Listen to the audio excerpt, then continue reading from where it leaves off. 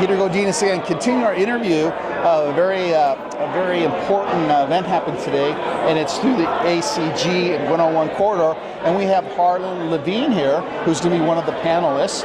So what do you think the overall theme you're going to be able to communicate this morning to this audience? Well, today I'm from City of Hope, and City of Hope, as you likely know, is a research and treatment center for cancer, diabetes, and other conditions. And what I'm looking forward to is talking to the business community about how important it is to get well informed about healthcare today. In cancer in particular, which is where we focus, we're an NCI designated cancer center.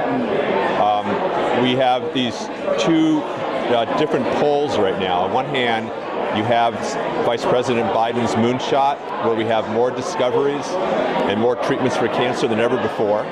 And on the other hand, we have challenges with affordability. And I think the business community needs to work with the healthcare community and figure out how do we bridge the gap where people can get the best care possible, but also it becomes affordable for society. Now, with your experience, what are some of the questions you think you're going to be getting here that you're anticipating from this audience?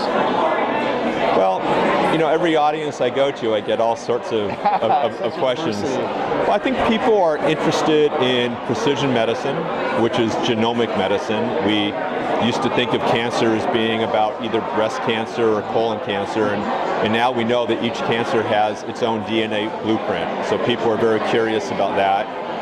In the news recently, there was new discoveries in immunotherapy, something called CAR T therapy, where you use white cells from the person's body to fight the cancer.